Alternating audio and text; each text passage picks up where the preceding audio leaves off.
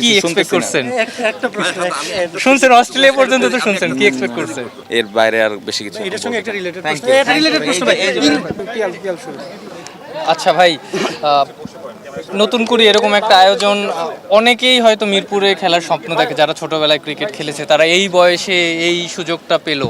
আপনার কাছে মনে হয় যে কতখানি মেমোরেবল এরকম একটা আয়োজন? বা অবশ্যই আমার মনে হয় খুবই ভালো একটা উদ্যোগ এবং বাচ্চাদের জন্য অনেক একটা ভালো স্মৃতি আমি বলবো, এবং তারা অবশ্যই স্বপ্ন দেখে, এখন স্বপ্নটা হয়তো আরও বড়োভাবে দেখা শুরু করবে। সো আমি মনে করি যে খুব ভালো একটা অপরচুনিটি ছিল প্রত্যেকটা বাচ্চার জন্য, এবং এটা খুব ভালো একটা উদ্যোগ। 5+ স্টার রেটিং প্রাপ্ত দেশের সর্বোচ্চ বিদ্যুৎ সাশ্রয়ী ওয়ালটন এসি স্মার্ট কমফোর্ট এখন নেক্সট লেভেলে।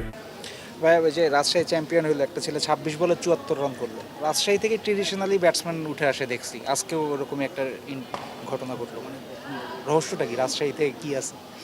না, আমার মনে হয় যে রাজশাহী অনেক বছর ধরে আপনার ক্রিকেটের পেছনে খুব ভালোভাবে শ্রম দেয়, এবং অনেক ক্রিকেটার অতীতেও এসছে এবং ভবিষ্যতেও আসবে এটা আমি মনে করি। এবং রাজশাহীতে যেরকম ফ্যাসিলিটিস বা যে একাডেমিগুলো আছে তারা খুব ভালোভাবে কাজ করে, এবং ওইখান থেকে প্লেয়ার আসাটাই স্বাভাবিক।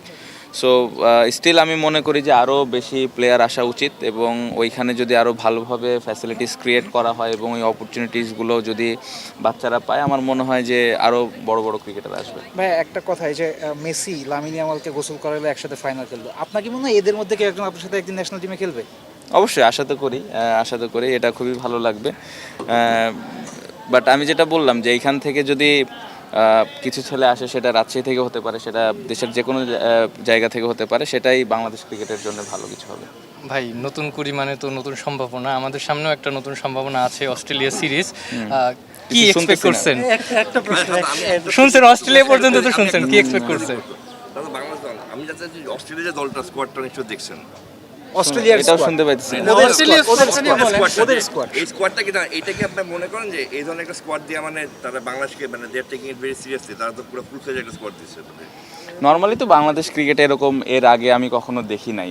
নর্মালি আমাদের টিমের সাথে খেলার সময় হয়তো অনেক ধরনের এক্সপেরিমেন্ট হয়ে থাকে, বাট আমি বলবো যে এটা একটা অ্যাচিভমেন্ট আমাদের অ্যাজ এ টিম হিসেবে আমি বলবো, কারণ নর্মালি এরকম একটা দল ওরা দিয়েছে, এটা আমাদের টিমের জন্য অনেক বড় একটা অপরচুনিটি যে ওই টিমের এগেনস্টে আমরা কত ভালো ক্রিকেট খেলতে পারি। এবং আমি বলবো যে অলরেডি আমরা একটা ভালো অবস্থান তৈরি করতে পারছি এই টেস্ট টিমটা নিয়ে, কারণ আপনি যদি অপোনেন্টের স্কোয়াডটা দেখেন, এখানে বোঝা যাচ্ছে যে তারা এই সিরিজটা লাইটলি নেয় নাই।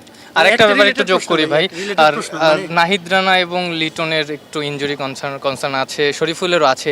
এই সিরিজটাকে মাথায় রেখে আমরা কি একটু সতর্ক হতে পারতাম জিম্বাবুয়ে সিরিজে তাদের রেস্ট দেওয়ার ব্যাপারে? না, এগুলো আসলে ফিজিও ট্রেনার এবং যা ম্যানেজমেন্ট গ্রুপ থেকে ওরা আসলে ডিসিশন নিবে, এবং ওরা ওইভাবে ম্যানেজ করতেছে। এর বাইরে আর বেশি কিছু এটার সঙ্গে একটা রিলেটেড Thank প্রশ্ন you. এটা রিলেটেড প্রশ্ন ভাই